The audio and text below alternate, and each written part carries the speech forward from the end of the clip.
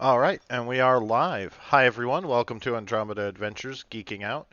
Uh, right now, no one's with us. We're a little late. Want to apologize to everyone who was waiting or excited to see us geek out a little bit.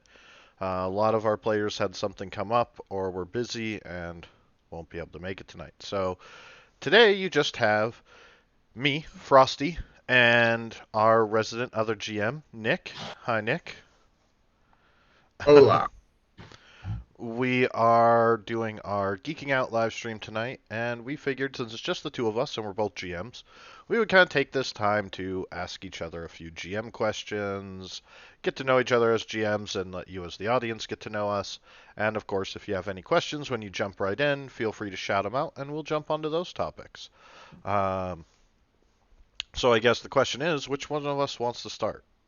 Do you have any pending or pressing questions that you've been curious to ask a fellow GM? Um, I mean, so many and yet so few. It's one of As those. we would, as we would say in Willy Wonka or Shakespeare. I think that the first question I would ask is how, as a GM, do you balance kind of running with the stories players give you versus creating something they're not expecting? Um, which is to say that everyone comes in with a backstory, right? Mhm. Everybody has their tragic, my parents were killed by orcs and now I'm out for vengeance, or whatever it is. Those don't always fit. And one thing I've noticed about your GMing is that you have a capacity to kind of take things that are mundane or undeveloped and run with them and bring those characters into the world in a way that is very real and very involved. And I'm wondering how much do you kind of take what people give you versus almost kind of ignore the backstory and just go with the character and come up with something? What's the So, balance there? so that's really a very detailed and complicated question to answer, but I think the best way to do it is to start at the beginning. And that is when a player comes to the table with a backstory. Now, if you're playing in a pre-generated setting, such as the creation setting of Exalted, Rokugan of L5R, or Night City in Cyberpunk 2020, um, players I often encourage players to read the book, look at setting material, get to know the setting, and look for ideas that kind of spur their imagination. Um, but for Indara, which is a homebrew setting, you don't have that. You know, I don't have the entire setting typed up yet. So I ask players to sort of think of a brief kind of character summary. Around a paragraph or two of what kind of background they're looking for. And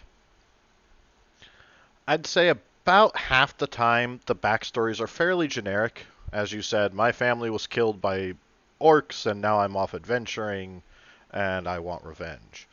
And that's pretty easy to work with because I can be like, okay, well, family was killed by orcs, so let's put your origin somewhere where I know in the world that there are orcs and I can kind of describe the setting of that area and talk to them, be like, here's some of the stuff for that area, and that'll give them ideas, and they'll start incorporating it. And I can use history rolls and skill checks or flashbacks to flesh out that moment.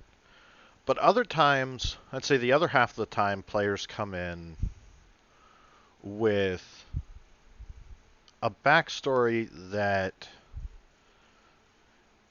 I would call, um, for lack of a better term, somewhat problematic or somewhat contrived.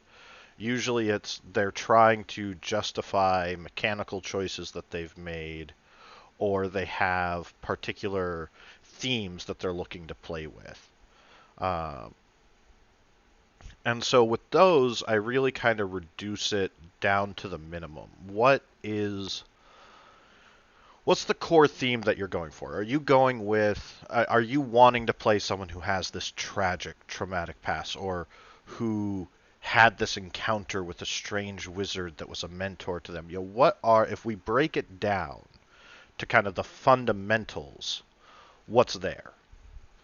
And from there, I talk to them about the world, and I start looking for ways to kind of give them that essence, the core of what they're looking for, and kind of bounce ideas back and forth and see what catches their interest until together, kind of working together, we build up a backstory that the player will really enjoy and that has seeds for me to work with. And then again, I take kind of the um, uh, bits and pieces of that. The okay, we've got a wizard that came to this part of town. They were doing something.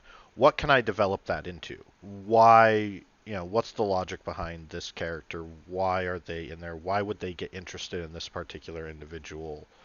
Okay, and I can start working on building on that. Other times, players come in with a lot of great seeds, and we kind of work and balance and figure out, okay, how do we fit this in to the setting?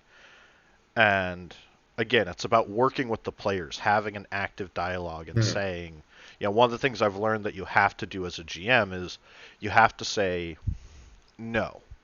Like, I know this sounds like a really fun character. I know this sounds like it'll be great, but I see problems with that. Either you've learned, sometimes it's that you've learned a particular player might play edgelordy characters that can be disruptive, and you have to say, no, I can't. I have to say no to this character. I can see the problems it's going to cause. Sometimes it's I'm sorry, like it's this huge two-page backstory, and it's like, I'm sorry, you're level 1. You would not have traveled the Great Mountains and slain the ogre giant king and taken his epic mighty sword Cromundor and done this. And but it's like looking at what Right. they want. What is the core theme in what they want, and then working on developing that. Once I have those pieces, I look at pieces I have in the world and stories that I'm looking at telling and the themes of the stories that the players produced in those seeds and those backstories. Uh, and I start trying to look at connections and links in the world of where to bring those in and how to subtly, slowly start planting little seeds. And how I start that is I take a fragment from their story and I'll drop in, I had a player play what was a pirate character. And so I took a character and planted him. I created another pirate and kind of set it up so that he was almost like an older brother figure to this player. And he had seen in his backstory that he had said that his crew was a lot like a family. They just had gone down a path that he couldn't follow, and he had to go independent. So I set this character up as kind of the older brother that had a very similar experience. He couldn't follow. He had reasons he had to leave, and he had kind of this antagonistic, almost bullyish relationship to kind of set him up as a bit of an antagonist, but in a loving, caring way, and kind of let see which direction the player wanted to Right. take that story, and that's how I developed that. That's how I take that Yeah. sort of topic and approach to And it's things. very similar to something that I do, which is that, I tell my players when they come into my games that it's not as simple as telling me like your backstory. You need to have a conversation with me about it. and it's always an iterative process, right? Like they'll come in with an idea, I will brainstorm with them based on that idea, and we will together come up with something that not only fits the world, but that I think could be kind of a not just an interesting story for me to explore, but an interesting story for them to play Yeah. within. Yeah. And what I think a lot of players have some trouble with is that they don't necessarily think through in terms of like all the implications of a backstory they come up with. So the family that was slaughtered by orcs, or the Great Destiny, or the sword taken from the Ogre King, like all of those have a ton of implications that aren't necessarily obvious. And so the way that I've always thought about it is that for me at least, the pre-campaign conversation with players is by far the most important one, Absolutely. because like, and I've told this to players, like I will have hour-long conversations with every single player in a campaign, uh more than hour long, because in my experience, putting in that front end work to put them into the world and put their character into the world and give me an idea of where they're going pays off in spades coming forward. And like, I would rather take those extra like 6 hours out of my time pre-campaign to do that conversation than like leave it up to meh, and then days later or And months later feel like, oh, I have no idea what's going on with this character anymore. yeah, and it gives you that foundation. It gives you Yeah. something to work with, and it kind of tells you the direction when you take all of the parties' backstories and kind of see the common threads woven between them. It kind of gives you an idea of like, where can I propel this campaign? Where can I take it? And gives you ideas of how to link the characters and affect their motivations and move the players. When a player gives you a backstory, even if it's one that takes some work to refine and get to that kind of jumping off point, the player is kind of giving you a bit of a sample of the kind of story that they want to tell and the kind of adventure that they're looking for have, and it can be incredibly inspiring.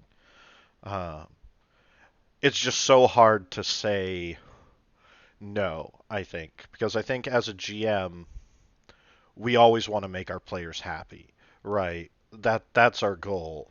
And there's personally for me, like I have the hardest time saying no, either to a race or a homebrew class or anything or a backstory or something like that. It is so hard to say no. And I'm curious, my question for you is, was there ever a point where you kind of realized or learned that you had to say no sometimes? Oh yeah. I would say the biggest point for me on that was, I mean, it happens a lot, but I think that a good example I could give was two players wanting to play the same character. They wanted to play a two-headed ogre, which fine, could be a lot of fun, right? Like, Yeah. uh, the issue I had wasn't with the concept itself, with the fact that this was a group that had never played together before. And I knew that the mechanics were not the issue, right? They were very concerned with making sure I knew that the mechanics would not be unbalanced or a problem, and I trusted them on that. Also, as I tell all my players, like, you can give me whatever class you want. Uh, I can try and make it work. I am perfectly capable of breaking my own game, right? I do not need you to break the game for me. If I want you Right. overpowered, I will make you overpowered. If I want to fuck your characters up, I will do that, right? Like I know what your capabilities are, and I will tailor the encounters accordingly. With this, it wasn't that. It was that the RP problems with a character like that were very Right. evident from the start. Um, Not that they couldn't do it, but that other players would doubt their capacity to do it. And it would create kind of a spiral. And I think that while that's a character that you could play, like if you had years of experience with a group, sure. Like everyone has that trust, everyone has that developed, like, I know you guys are great and you have a good relationship, and like you can play two heads next to each other and not have it be like the three-headed knight from Monty Python at all times, right? Like Right.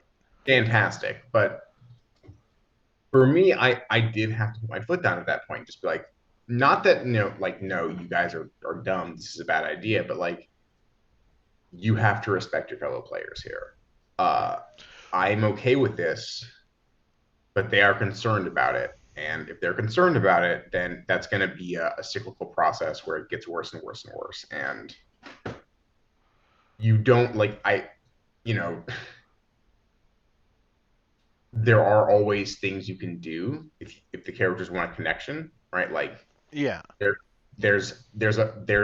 they're a brother tied to a ghost or a Full Metal Alchemist situation, or like there's a lot of ways to do something like that. Yeah. But what I've realized is that at least if my instincts say that's bad, uh, don't wait to see. Yeah. Yeah. You can look at something and say, you get that feeling like this isn't gonna work. I know it, or it'll end up being disruptive. Right. And it's not just like, It's an awful feeling too, because like for me, I'm sitting there going, oh man, like I gotta say no to this. I know I should, but I really don't want. Like it's a cool idea, and I'm like, right.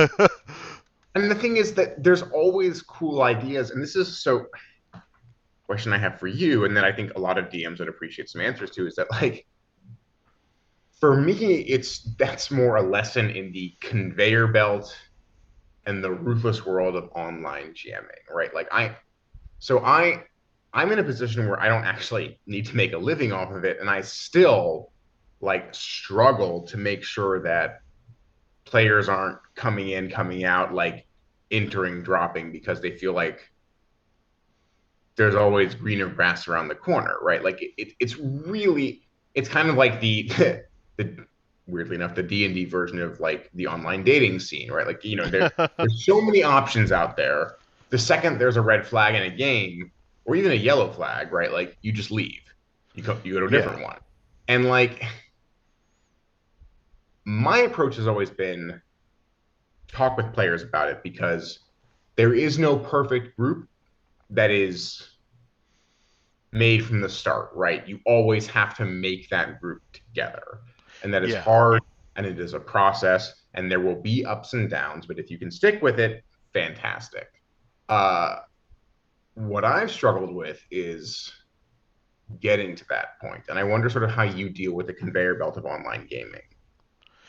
Uh, So first is I sit down and I found problem points, points where other players in the past have said there's an issue here, um, and they're very few and far between. I've been lucky. I haven't had really a lot of players come in and come to me and say I don't like this. But one of the major ones that came up was prompting roles. Um, mm, for example, persuasion checks, but it not being I succeed, so I get what I want. But and that was an issue for a couple players throughout the years. You know, being like, I said I wanted to do X, you said make a roll. I got what should be a success, a nat 20, a 30, a 19 on my roll. So why did what I want to happen not happen? And so the approach I've taken is upfront telling players I create a narrative and sense of tension and drama by making consequences realistic. That the world has a logic, and I am going to use that logic consistently. So if you persuade, you make a persuasion check and tell bandits that are mugging you that you are the police,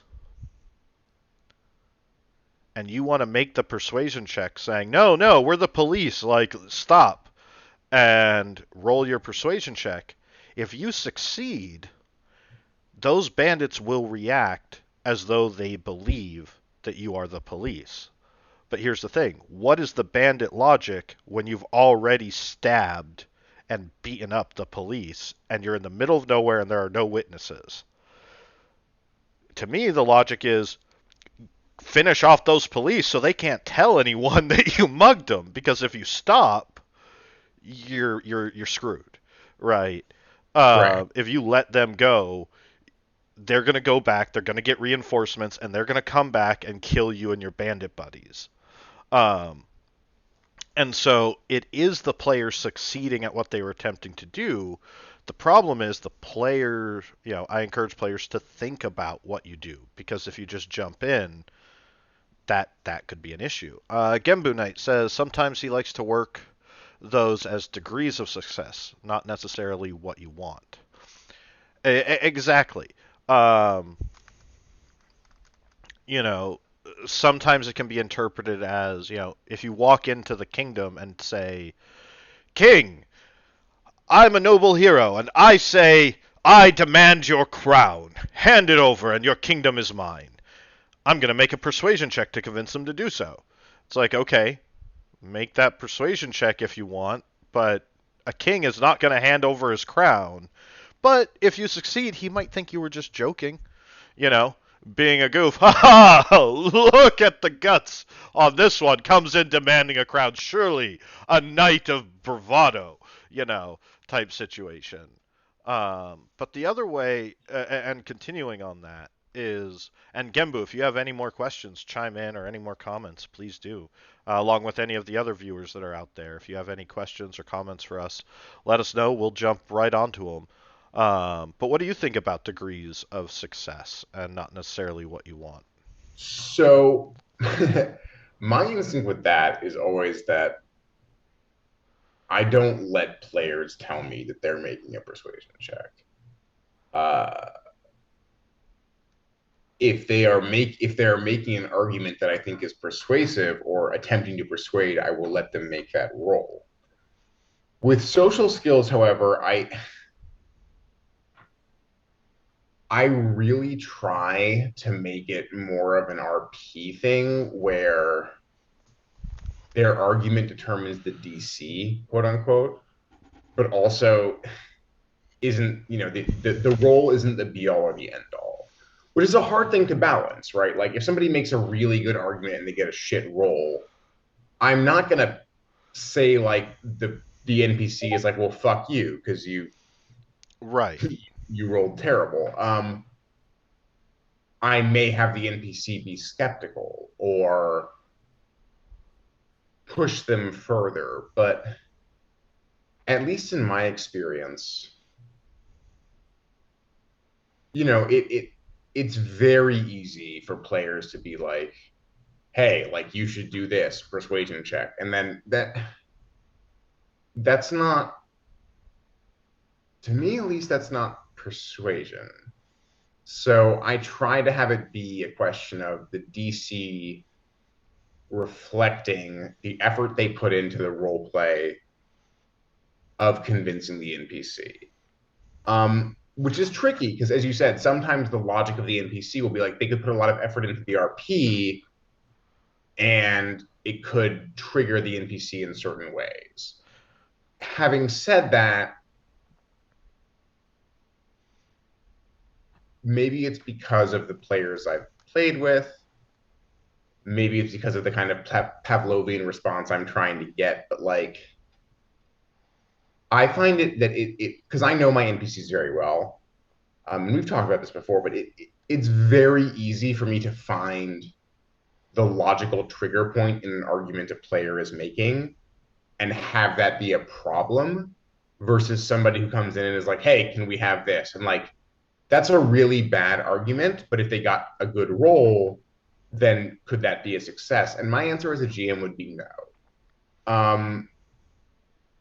Because the issue becomes then that the player who tries and who makes that big argument or who makes that speech or who makes that, who puts that 2 minutes of effort into talking and says a couple of wrong things gets punished for it. Whereas a player who says nothing but like, yeah, why don't you help us with this and gets a high check, gets rewarded.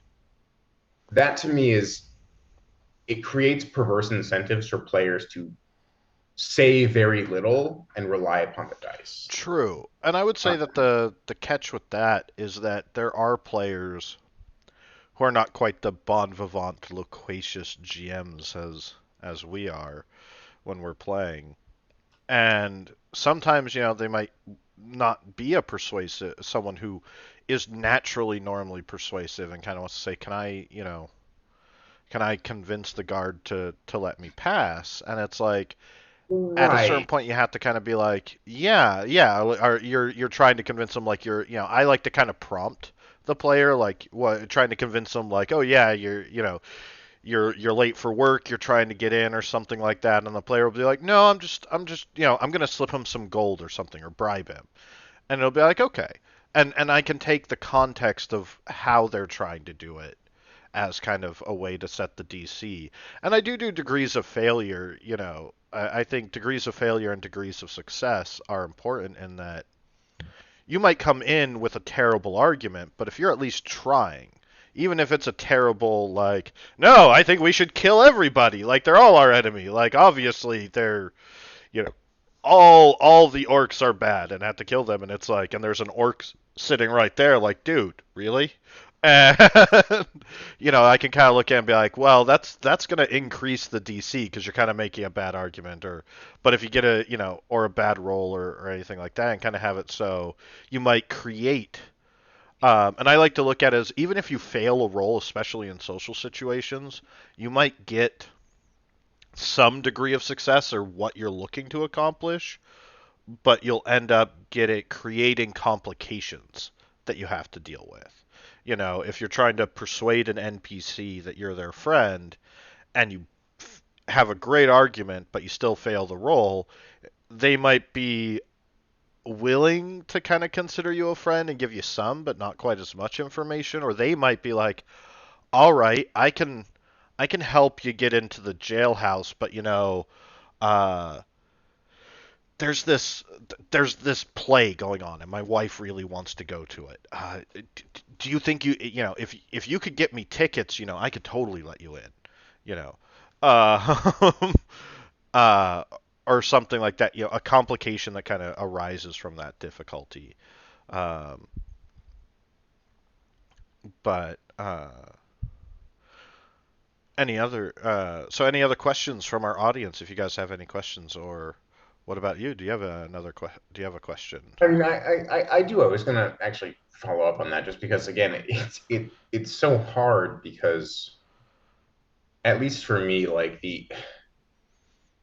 and this is again, it's coming from the perspective of a player who is willing to talk and is willing to persuade NPCs. And what I find is that as a DM and as a player, like it's really easy for me to, as a DM, be like, oh, that line would like that's it. That NPC is not can listen to you anymore. Right. Versus people who are more quiet,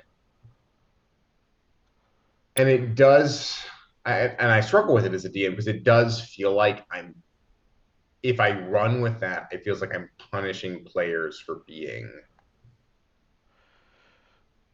So what I like to do, So I struggle with it not because of the sort of like degrees of success, but just because it, at least for me, what it tends to do is if I run with all of that, what it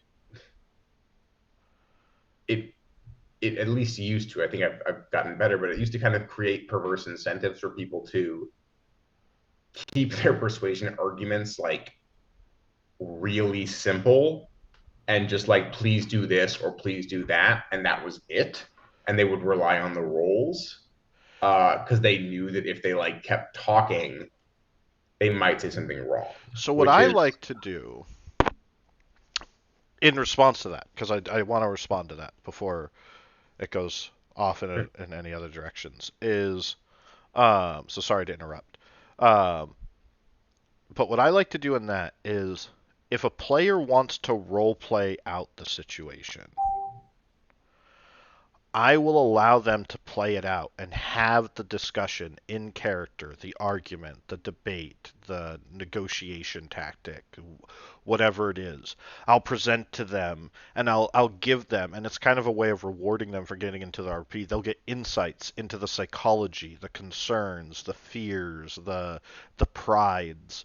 Um, that the NPC that they're interacting with has. So engaging in that social will get information, will get will create a dialogue, and if the players respond to that and play and create a convincing argument, I won't have them roll.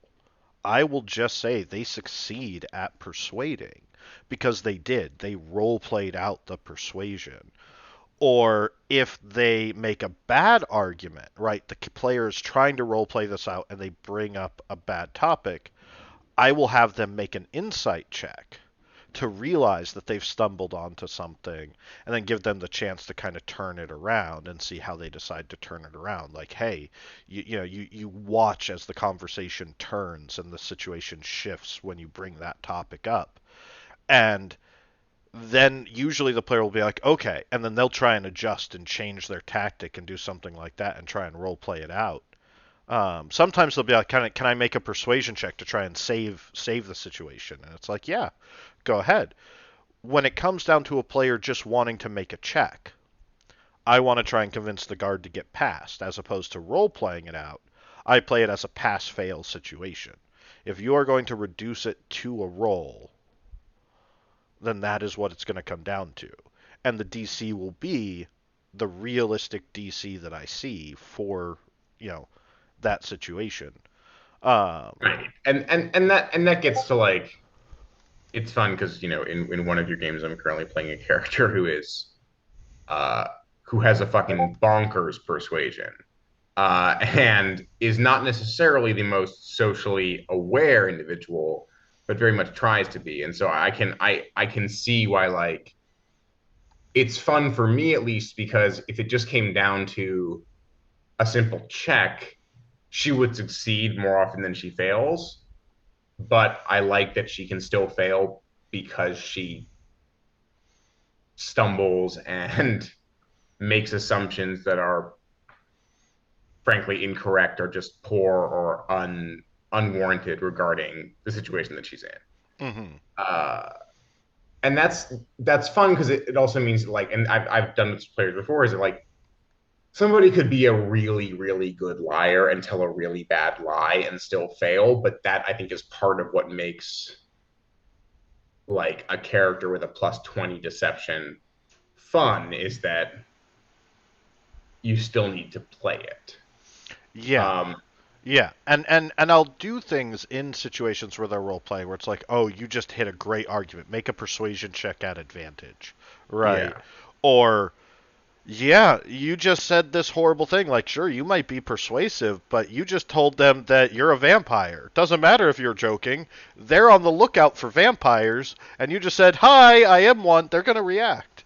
Um, Genbu says, my favorite on the straight up check. It yeah. doesn't matter that you rolled a nat 20. You cannot seduce the ooze unless you are another ooze. I have put a hard no on bards seducing villains, not by saying that you can't, but that usually the villains they attempt to seduce are charismatic, immortal creatures like dragons or devils, and my response is always like, yeah, you're gonna try, but like this devil has hundreds of years of dealing with mortals in a lot of different ways, many of them romantic or sexual. And while you're rolling to seduce the devil is going to roll to seduce you. And that's just what it's going to be.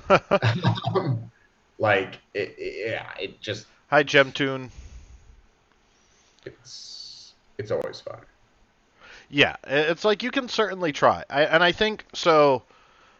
And I'd like to ask you what your thoughts on this, on the recent playtest material from D&D of the Nat 20s just always succeed, and the difficulty, if it's above a 30, you don't give a difficulty and don't allow a roll, because mechanically, I think one of the greatest tools that a GM has is the ability to say, you can try, because it tells the players you can try and do anything that you can think of.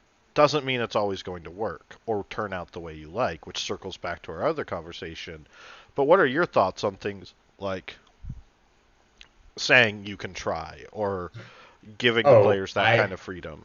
I mean, I love the phrase you can certainly try. It sends a shiver up players' spines, but it also makes them think maybe there's a chance, right? Like I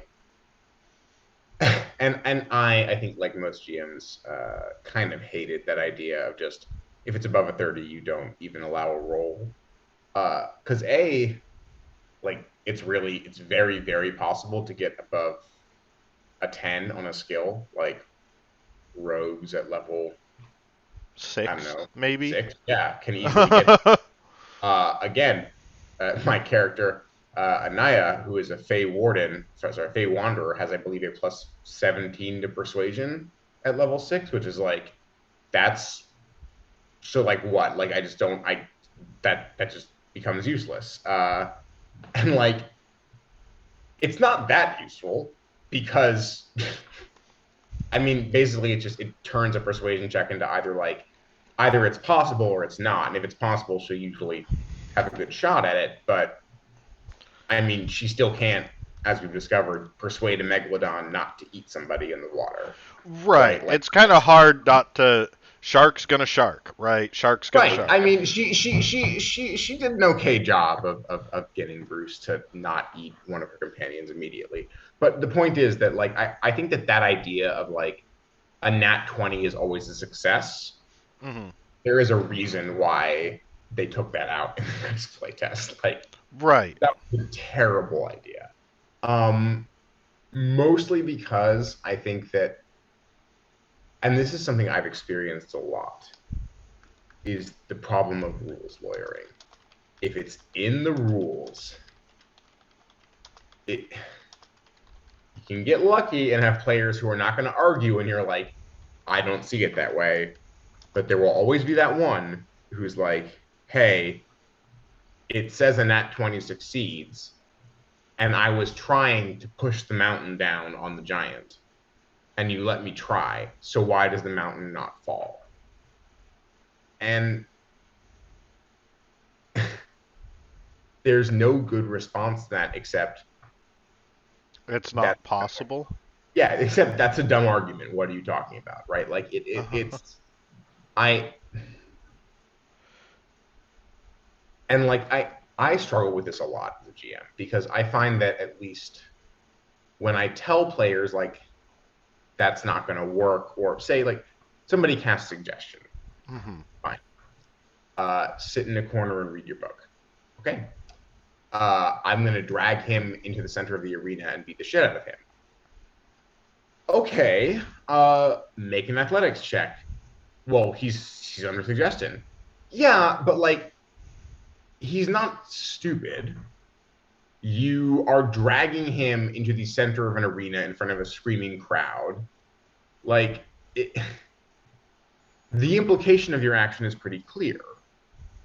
And while you're not technically being hostile to him, like if you extend the logic of that, then you could technically drag him to the edge of a cliff and he wouldn't do anything until you threw him off of it. Which is, I think, like, I've made that argument to players Well, and they here's say a that's really unfair. here's a question regarding that, because this came up in one of my games, and I'm curious how you're thinking. uh, right, these players, their characters are creeping through a town, and there's horrible monsters out inside this town, plaguing the streets, and they're murdering them. Very bloodborne Hmm. setting. And they see a light on at a house, and they go to try and get the door open, and the guy's like, "No, I'm not opening the door. Monsters are out. Like, you guys are muggers or criminals or monsters or hunters, and that's even worse. Like, stay out." And, he thinks that they are a threat. He perceives them as a threat and is not willing to help them. They use suggestion on him through the door and tell him, "Open the door." Now, technically opening the door is not a threatening action in and of itself, but if he sees them as a threat, like, he has no way of knowing if they're going to attack him or not.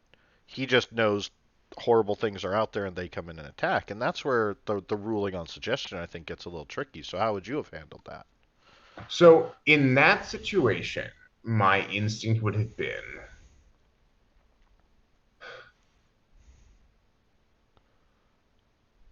that I would say he would open the door. Because if they said open the door so we can beat the shit out of you, he would not open the door. But if they said just open the door, that's not a threatening action.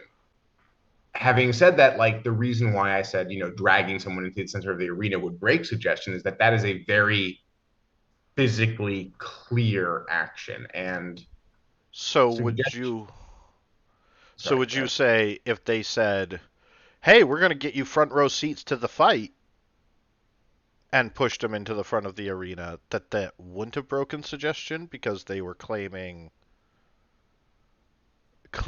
that it was an altruistic reason or a non-violent reason?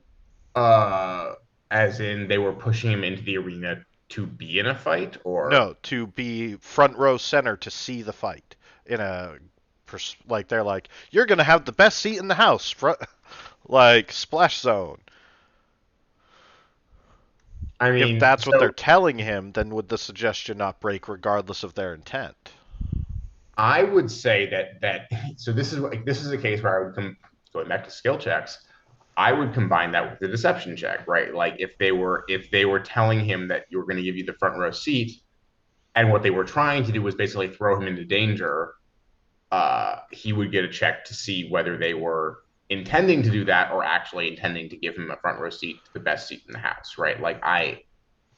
Again, this is where suggestion gets tricky. So Yeah, that's why I asked, because there's a question of, is it about what the person perceives as being a threat?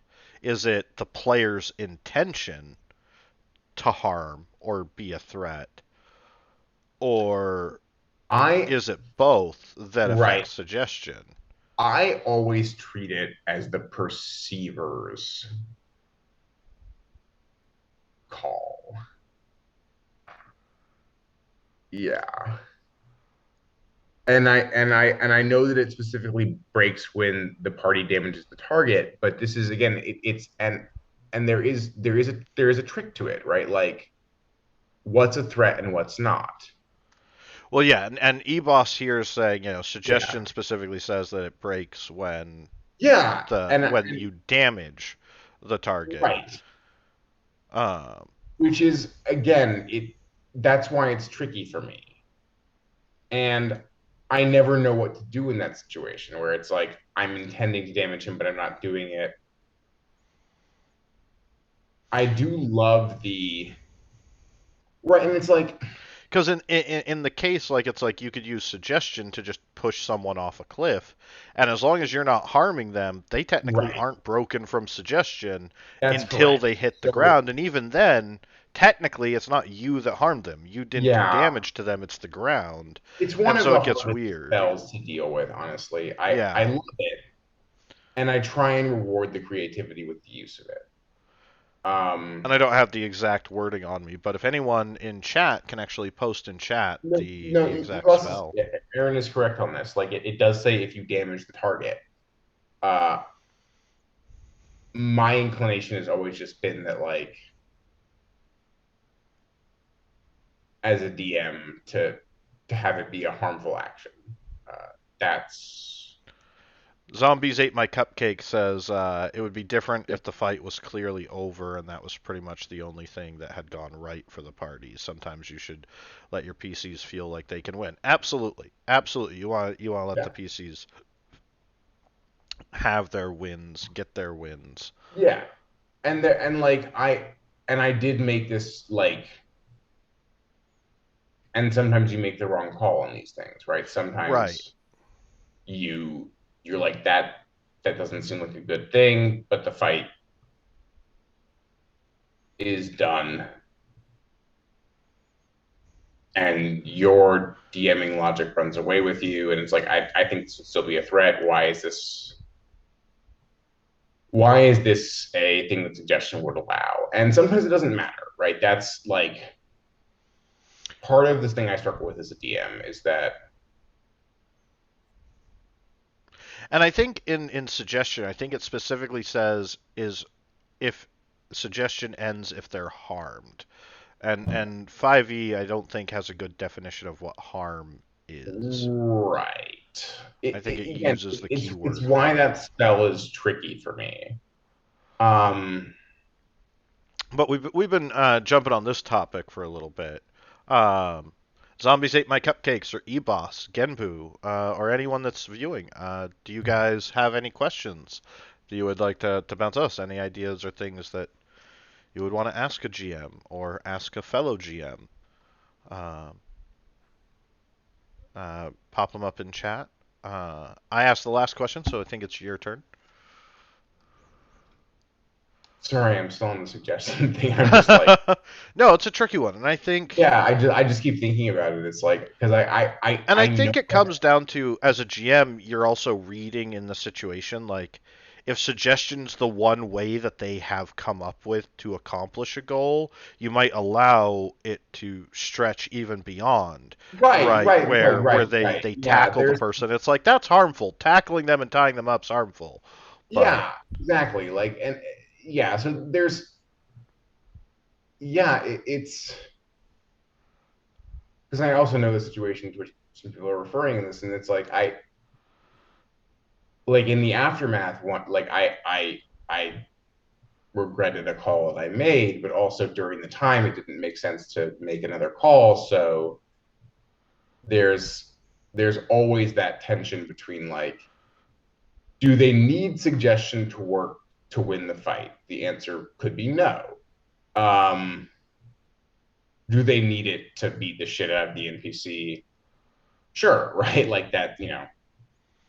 And then I'm always like, well, like I yeah, don't know what the right call in this. and Also because like it's also my lawyer and political science brain being like, well, what precedent am I setting here? Like, if a villain gets a nat one, are they going to be able to suggest that they turn over their kingdom and all of their well, and spoils? that's Jem pulled up the actual wording. It's the suggestion Okay. must be worded in such a manner as to make the course of action sound reasonable, asking the creature to stab itself, throw itself onto a spear, immolate itself, or do some other obviously harmful act ends the spell. And that's exactly it. Some other obviously harmful act.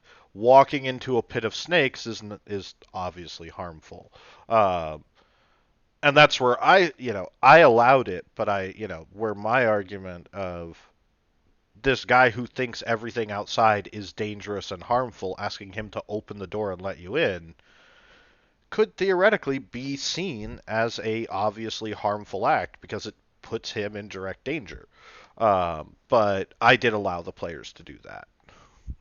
Right. And that, again, that's where it gets tricky is like, again, this same situation, which again, I know what people are referring to here, but like, is allowing yourself to be dragged in the center of the arena an obviously harmful act? Could not be, could be. And then like, It's tricky, and yeah, that's and like so like yeah, you make a call, sometimes it's a bad one. That's kind of the that's at least the way that and was happening. and Gem turned to saying this is something that I like to bring up. How much wiggle room do you give player characters who are under suggestion, right? And that's that anything. you allow the players to do to bad guys, the bad guys should be able to do to the players. It uh, if anything, bad guy in D&D 5e, monsters are supposed to have the asymmetry advantage. They can do things and have different mechanics than the players do. Uh, but if charm person, if a player wants to do something with suggestion or charm person, then they have, if anything that you allow, you have to kind of stay consistent with. You have to say, okay, if suggestion will allow you to drag someone into the center of arena or push someone off a cliff because it's not obviously harmful, to sit in the chair until it goes over the cliff. Sitting in a chair is not an obviously harmful act. Right, Doesn't matter if they're right. going to push you over the cliff. Um, then a villain could theoretically do the same, I think and that's about consistent world logic.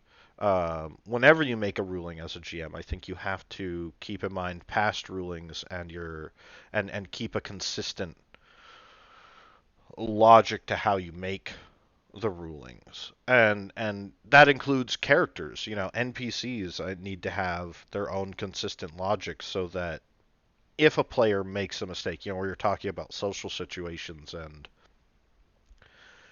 areas where you try to play and they've crossed that line, giving the players a chance to realize that, learn those lines, and have that NPC stay consistent. Right. I I I will say that. So for me at least, where I can fuck up and where I have fucked up is that logical consistency versus like flavor of a win or flavor of a victory can sometimes come into contrast. Uh, like if it doesn't, and again, this is where I struggle because I very much agree with you that like I try to keep the logic of suggestion or any spell consistent, and so my trepidation, my hangup is always that if I allow it here, when I know it doesn't matter, right? Like they've already won a fight or they've already done this, what happens in the future? Uh, and sometimes that can come off, I know, as petty or as unfair. Uh, and that's, I Well, know, on me as a DM, which is it's hard. Like well, because that's where, I do like, root for the players, right? That's the other thing is that I yeah. want them to have those triumphant moments. I want them to feel successful and powerful. Well, that's And like when we were discussing Sharon, the mass yeah. suggestion, him being able to say, attack each other, Right, which would have like, been is bad. terrifying because it isn't directly harmful. Like, So there's would you think that would be like again? I this is just me asking, but would you think that a villain suggesting everybody attack each other is okay? I think it is. I think a suggestion to look at it another way, if a player walked up to a guard and said, attack that guy with suggestion, and just pointed, there's nothing obviously harmful to the guard about attacking that person until the guy attacks back, and then staying in that fight's harmful and he could leave. So, but at least for that single action, there's nothing directly harmful about him going up and murdering some guy. Yeah. Um, I will say and like and I've had it'd be a cruel way for players to use it. I can imagine some chaotic evil players using oh suggestion of course to create some serial killers in town.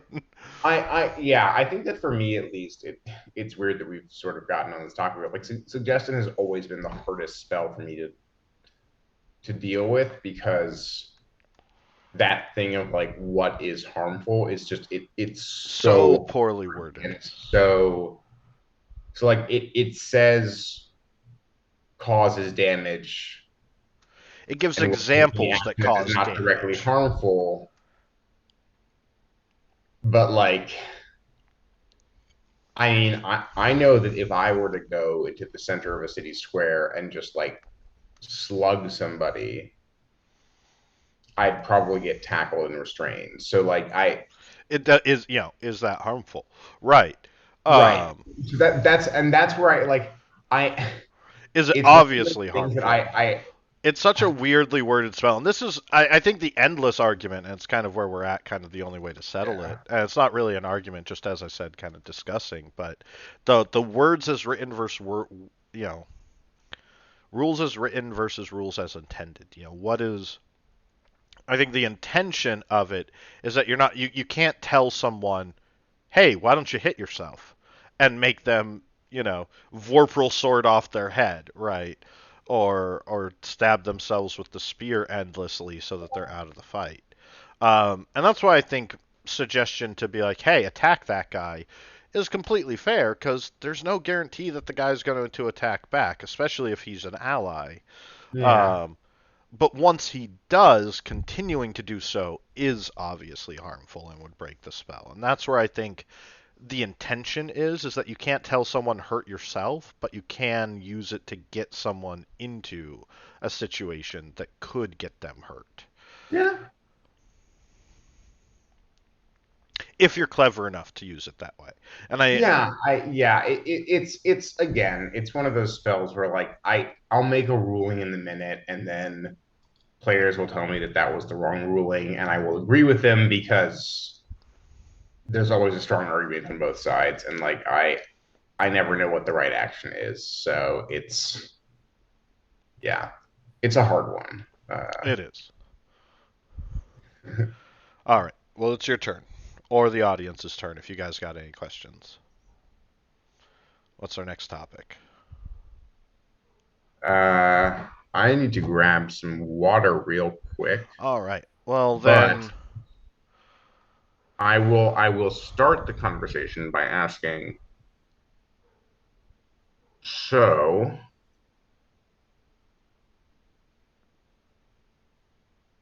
how do you deal with it? And do you think it's good or bad when you have a session where you as a DM are not that involved? Oh. So,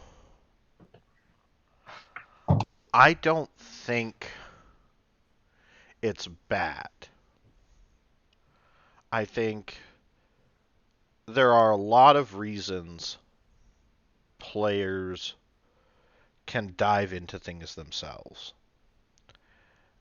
I actually think a session that is very player focused, where the players are spending, let's say, 3 of the 4 hours that you're in a session just talking to each other, can be some of the better sessions if all the players are sharing the spotlight, so to speak. And the reason this is because as a GM, you're never sitting back and twiddling your thumbs. You're never just like, yep, all right, just gonna let them talk for a little bit. Don't mind me while I go grab something to drink or go over here and sit on my phone. Um, which I think is kind of, we've all had those players at our table. Let's be honest. When it's not their turn in combat, they're just off doing whatever. Um, Yeah, Not that all players are like that. Just saying, every most people. GM Yeah. and every player, all of us know, we have all seen that player at a table at least once. But as a GM, you're listening. You're getting to know the player's hopes, fears, the story angles, the plans. It's giving you time. And I think I encourage players, do this. Take an hour, take 2 hours in a game every so many sessions to just talk in Mhm. character, get to know each other, talk about what's happened, review what's happened, sit around the tankard and have a few drinks and be like, so, that lich, right? He was pretty nasty, right? I mean, how did you feel? I felt horrible fighting him. Yeah, do you remember? He possessed me. I had to attack you guys. I felt so horrible about that, right? Um, because one, it gives each player more insight into each other's character. It creates a relationship between the characters, and it's the only way you get a relationship between characters But it also, as I was saying, and kind of circling back to, pardon me for rambling a little bit, uh, it tells you where the players want to go, Hmm. what their plans are, where they're going, and it gives you time to kind of listen in and be like, okay, so they're afraid of undead. They really want to go find this lost tomb. They're worried an evil wizard might find it. So you might have not have had any of those ideas, but it lets you play in. And a lot of players, I think that the GM listening in is conspiring to counter their plans. And I will say this personally as a GM. If I hear players coming up with some ingenious plan to circumnavigate the entire wizard's horrible machinations and deadly traps, I am going to make sure that at least half of that plan is awesome and goes out without a hitch. I want the players to walk into that dungeon and go, okay, we brought these marbles to trick the laser beholders, and start flicking the marbles just like they planned. And I want it to work. I want them to waltz past and be like, yes, we figured it out. But I also want to make sure that not everything is exactly as they thought it was. Right. Right. Yeah, I personally love sessions where I can sit back and just occasionally prompt players. Right. I do find that like one of the games I'm running right now, which I think is one of my favorite groups of players of all time, is just like they just talk to each other. We have whole sessions where I will voice an NPC occasionally, but mostly it's just interplayer drama, and I love that. And like especially because I don't like some of the best intercharacter plots in that game are things that I did not create. The players created, and I Right. kind of agree with it. And some of the people I think who are watching know exactly what I'm talking about. But like just the the insanity and the drama and the chaos is very fun for me to watch, but I'm not creating it. Right. Uh, and what I love most about that is that it shows me that the players are into the game enough that they want to tell their own story. And Right. I Right. find that like when players are comfortable enough playing with each other, that the most interesting plots are the ones that they tell, not the ones that I create for them to play Right. with. And that you can spin off of, that you can take what they're looking for and Right, develop it. exactly. And like And some I of the think a games, lot of players don't know how to jump into that. I think there's some nervousness on player parts. yeah, yeah, but I mean, you again, it's like you sometimes you get lucky, sometimes players are just amazing. True. True.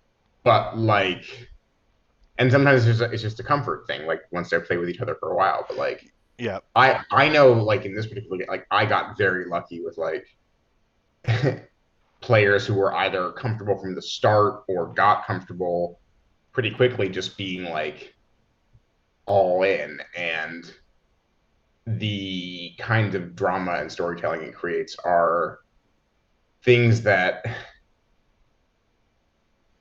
I I feel like my favorite moments as a DM are when I can step back and feel like I'm watching a movie, not writing a script.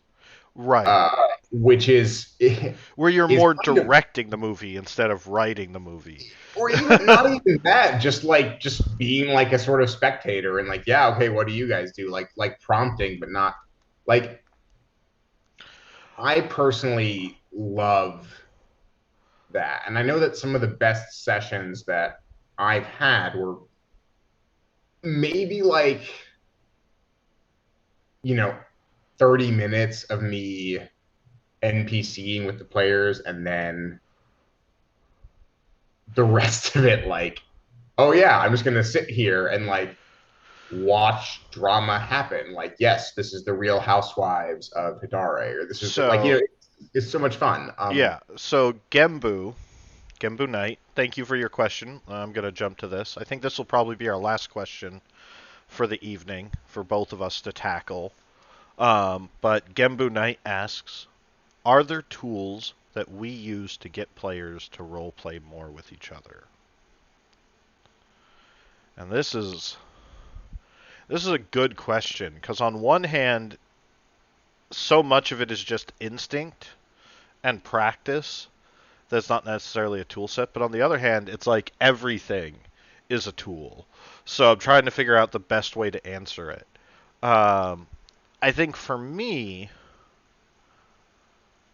one of the tools that I use is setting up prompts between characters. Um, you might notice having a character be like, you notice this about them, or this thing is happening. Or if I know, right, that lawful good paladin is anti-crime, and the rogue is being like, let's go steal the museum's treasury. Uh, I I will say that would you're hearing him promote some pretty nasty crimes. That wouldn't sit well with your god type stuff, and kind of poking and prodding a little bit to get them. I'll also have NPCs challenge them and prompt discussion between them. Like, and what would the two of you do were we not to go to war? And kind of prompt the players to have a discussion about it. Uh, Other times, I'll just simply tell players this is a serious in character moment. Like, you all have different plans, and you're trying to decide how to steal the wizard's wand. And you need to figure that out because you're all going to have different ideas, but you can't just charge into the wizard's tower without anything. And I found that given a few prompts, at least to start out with, players will get more comfortable. The other thing I found is if you engage the players with NPCs through high-end role play and have the NPC, instead of just interacting with one character, interact with multiple characters, just the natural conversation habits will start to evolve and players will start talking to each other in character. Um, what about you, Nick? Yeah, I do think that using NPCs is a good one. Uh, I try to have like not party members, but like allies that they can bring with them and they can chat to. Also, it helps fill in if a player is absent. I try to avoid bringing player characters on missions when they're not there because they could get killed. So like if they have an NPC who they could just like drag along, that's nice. But also it means that they have people they can talk to. I think your camera needs glasses. Sorry, I don't know why that's the case. I'm trying to flick it, but it's not really doing anything. Um, I'm just giving your camera some trouble. Sorry. yeah. Sorry to interrupt. Regardless, I think that those NPCs can prompt roleplay. I do think part of it is just like talking with characters or players out of game, knowing what they're comfortable with. Again, I know that a lot of the drama in the game that I'm running was stuff that I, at least in part, discussed with players before it happened. Well, Because sometimes you need to make sure people are comfortable. now Um, I can't answer this from my perspective for you as a GM, but you can answer this from your perspective as a player. As me as a GM, what was it in my games that got you? What tools or things did I do that helped get you into role playing with the other players, or created situations with the other players? I mean, I think that the like one example is just asking. Uh, you know, asking whether you're willing to have a background relationship with a character, for example. That kind of thing is important. And if you do that and they say yes, then like I will run with it. Um, I think that generally speaking, though, just like throwing new nuances into character relationships that create tension or drama without necessarily creating unwarranted trauma is kind of the key there. Like for me at least, I I always like there to be an option of how to respond when I'm given something. So you find out this other player is a relation of yours. You find out that this other player, like, oh my God, the murderous rampage you went on a long time ago, like killed part of their family. What are you going to do about that? Like, there's different ways to deal with that kind of a revelation. Yeah. And I think that one of the things I use those revelations, at least in my jamming, to test is what are players comfortable with exploring. And I Um, think that is I think that's key. You got to have that conversation. I think that statement, excuse me, summarizes so much of what we've talked about is finding out what your players are comfortable with and talking to them about running with it and what the game is comfortable with. Player comfort, game comfort, GM comfort, all of these things, and having an active dialogue with your players is sort of whether it's about rulings, whether it's about how the game is run, whether it's about table policy or backstory. I think that is ultimately kind of fundamentally the key to being a good GM and kind of covering all the topics. And I think that yeah. that is where we can leave it tonight. Is there anything you'd like to say to our viewers before we go? Uh, no, just sort of in response to that. Yeah, I think that's you're right. That's key, and that I personally will say for all the GMs and players out there, like the thing I struggle most with as a GM is I don't struggle necessarily with the RP rulings with my players. What almost always hangs me up is like rule rulings. Uh, in large part because, to me at least, they're less important in like the scope of a story, but also that they can create tensions, arguments that creep into RP or creep into and I sometimes don't know how to deal with that because I will be the first to admit as a GM that I don't memorize every spell or every rule. I try Right. to, but I don't. And so like I will sometimes make rulings with kind of a half remembered reading of a spell or reading of a ability. And I do get that I make wrong calls. Uh I think every GM does. I think honestly, I think that's one of the that is such a hard part about being a GM is when you can look back and say, "Oh, I should have done this there. I messed up." Either because it's very easy to get into the flow and just be rolling with the situation and keeping the story going and making rulings and trying to do all of that, and it can something can make absolute sense in the story or and at the be time. completely And like realistic, yeah. but be at the Yeah. same time there could have been a better way. Or like you And don't realize how important something is to a player and right, there's a lot of there's so many ways that you can kind of slip up big and fuck mess up. up, but we're always listening to all the players out there.